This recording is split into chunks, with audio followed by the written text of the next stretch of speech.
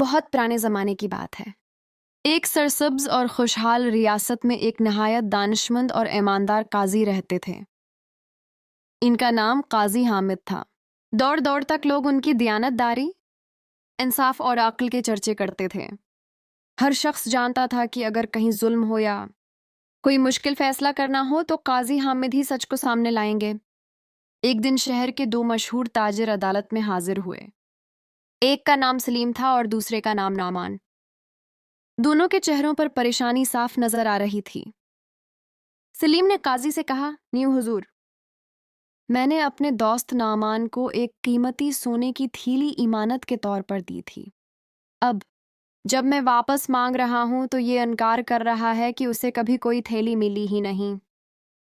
نعمان فوراً بولا، یہ سراسر جھوٹ ہے، اس نے مجھے کبھی کوئی تھیلی نہیں دی۔ عدالت میں خاموشی چھا گئی۔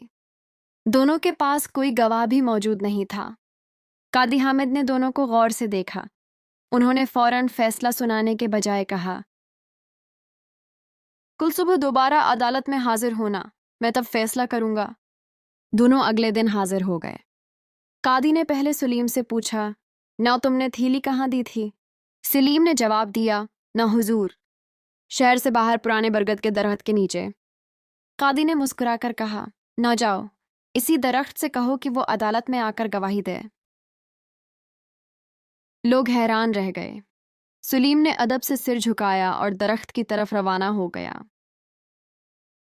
اب عدالت میں صرف نعمان موجود تھا۔ کچھ دیر بعد قاضی نے اچانک نعمان سے پوچھا، کیا تمہارا خیال ہے کہ سلیم ابھی تک درخت تک پہنچ گیا ہوگا؟ نعمان نے بے اختیار جواب دیا، نہیں حضور، وہ درخت تو یہاں سے کافی دور ہے، ابھی تک نہیں پہنچا ہوگا۔ یہ سنتے ہی قاضی کے چہرے پر ہلکی سی مسکراہٹ آ گئی۔ تھوڑی دیر بعد سلیم واپس آیا اور بولا، نی حضور، درخت تو نہیں آیا۔ قاضی نے فرمایا، نی ضرورت بھی نہیں تھی، کیونکہ درخت پہلے ہی گواہی دے چکا ہے۔ نعمان حیران رہ گیا۔ قاضی نے کہا، نی جب تم نے کہا کہ درخت بہت دور ہے تو اس کا مطلب ہے کہ تمہیں اس جگہ کا اچھی طرح علم ہے۔ اگر تم وہاں کبھی گئے ہی نہیں اور تھیلی کبھی لی ہی نہیں تو تمہیں کیسے معلوم کہ درخت کتنی دور ہے؟ یہ سن کر نعمان کے چہرے کا رنگ اڑ گیا۔ وہ شرمندہ ہو کر بولا، نہ حضور، مجھ سے غلطی ہو گئی، لالچ میں آ کر میں نے جھوٹ بول دیا تھا۔ سونے کی تھیلی میرے پاس ہی ہے۔ اس نے فوراً تھیلی عدالت میں پیش کر دی۔ قاضی نے تھیلی سلیم کے حوالے کر دی اور فرمایا، امانت میں خیانت سب سے بڑا جرم ہے اور جھوٹ انسان کی عزت کو ختم کر دیتا ہے۔ نعمان نے ہاتھ جوڑ کر معافی مانگی اور وعدہ کیا کہ آئندہ کبھی بے ایمانی نہیں کرے گا۔ قاضی نے اسے نصیحت کرتے ہوئے کہا، نیا انسان سے غلطی ہو سکتی ہے، لیکن اپنی غلطی مان لینا بہادری ہے۔ جو سچائی اور انصاف کا راستہ اختیار کرتا ہے، آخرکار کامیابی اسی کے قدم چومتی ہے۔ اس دن کے بعد پورے شہر میں قاضی حامد کے دانشمندانہ فیصلے کی مثال دی جانے لگی۔